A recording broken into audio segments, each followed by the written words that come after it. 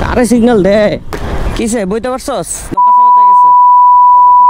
আমি জানি এই কারণে আমি ব্রেক নিছি। এই যে এরা আবার কি করতেছে? আম গাছে আম ঢিল কেন মারো? ব্রাজিলের পতাকায় কেন ঢিল মারো? What's up beautiful people? সবাই কেমন আছেন? নতুন একটা ভিডিওতে আপনাদের সবাইকে স্বাগত। আজকে যাচ্ছি আবার ঢাকার বাইরে টাঙ্গাইল যাচ্ছি। আমি এর আগে টাঙ্গাইল কোনো সময় বাইক নিয়ে যাইনি, ফার্স্ট আজকে টাঙ্গাইল যাচ্ছি। ঘড়ির কাঁটায় বাজে প্রায় 8:30টার বেশি, কিন্তু ঢাকার রাস্তা মোটামুটি আমি খালি পাইলাম এতটুকু। এখন আছি হচ্ছে প্রধানমন্ত্রী কার্যালয়ের সামনে, কিন্তু এতটুকু পর্যন্ত খালি পাইছি। আর যখনই বলছি যে আমি খালি পাইছি তখনই হয়ে গেছে jam. So what ever, let's go. চলেন আমরা গাবতলী ক্রস করে তারপর কথা বলি। ফাইনালি গাবতলী পৌঁছাইছি। আস্তে আস্তে 1 ঘন্টার মতোই লাগলো, কারণ রাস্তার অবস্থা নাজেহাল। আসলে ব্যাপারে রাস্তায় দেখলাম যেই সকালবেলা আমার বেরো হয় না বাসা থেকে। অফিস আওয়ার যেহেতু, আমি অফিস আমার নিজের বাসায় আমার অফিস।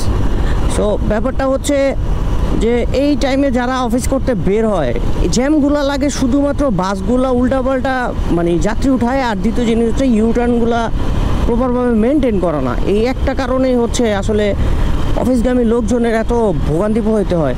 কারণ আমি যদি চিন্তা করি, আমি আজকে থেকে প্রায় 5 বছর আগে চাকরি ছাড়ছি, এর আগে প্রায় 8-9 বছর চাকরি করেছি।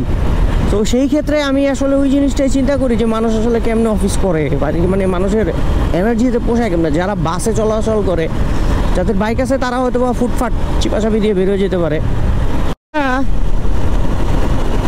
এমন একটা রাস্তা, এই রাস্তাটা, যে রাস্তায় অটো চলে উল্টা, বাস চলে উল্টা, ইভেন ট্রাকও উল্টা চলে। মানে এমন একটা রাস্তা, মানে যে কোনো কিছু আপনার উল্টায় চলে আসতে পারে। সো আপনার ওই জিনিস থেকে অলওয়েজ মানে সচেতন থাকা লাগে। জাহাঙ্গীরনগর গেটের সামনে আসছি, একটু ব্রেক নিলাম। কিসে বইতে পারছস না পাশে কথা গেছে? আমি জানি এই কারণে আমি ব্রেক নিছি। টাঙ্গাইল এখান থেকে আরো 64 কিলো। ও টাঙ্গাইল এখান থেকে আরো 64 কিলো। আল্লাহ জানে কতক্ষণ লাগে।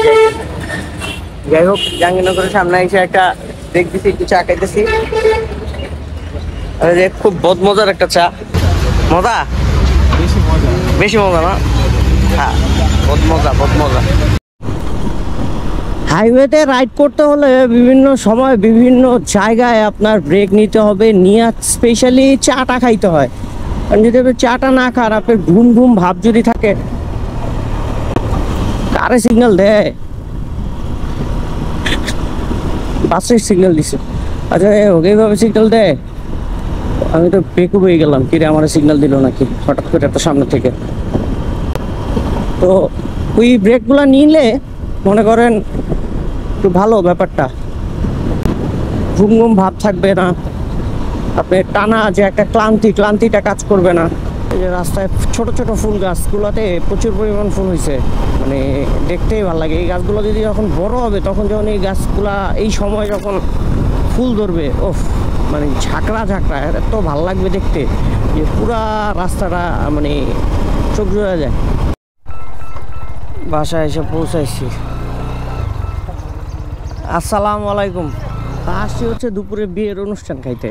তো বিয়ের অনুষ্ঠান হচ্ছে দুপুরবেলা, তো এখন বাজে মোটামুটি 11:30।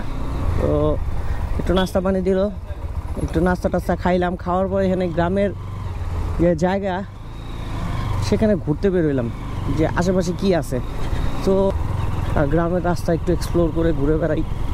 আর যে ধান কাটা হয়েছে এগুলা, জামাইয়ের বিয়ের অনুষ্ঠান, আমরা জামাইরে নিয়ে বেরিয়েছি, জামাই লুঙ্গি বিন্দা বেরিয়েছি। কিন্তু আমরা সে জান্নাত টি স্টোর ভাইয়া, মটকা চা ফ্যামিলি প্যাক 200 টাকা।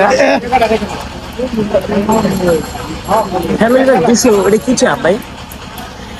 তোমার এলাকায় লইছো, তোমার এলাকায় ফ্যামিলি প্যাক 200 টাকা চা? এটা কি চা? মালাই চা, 2 চা। ওটা কি একটা ফ্যামিলিতে যে কজন আসবো সবাইকে দিব 200 টাকা? একটা ফ্যামিলিতে 200 জন থাকে। কোনটা? বাজারের মাঝখানে একটা চায়ের দোকান, আর এই যে বাজারে মাছ বিক্রি করতেছে।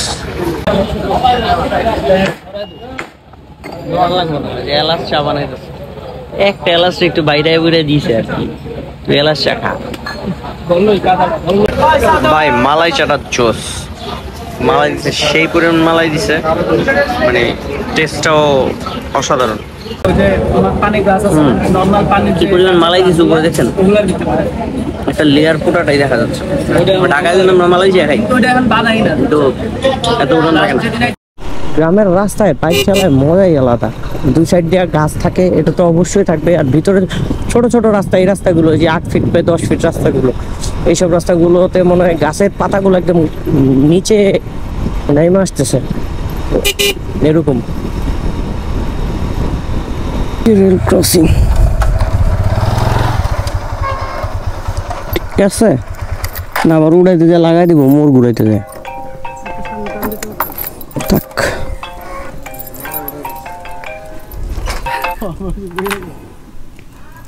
হ্যাঁ হ্যালো, হ্যাঁ বলো কি করো? তুমি কি করো?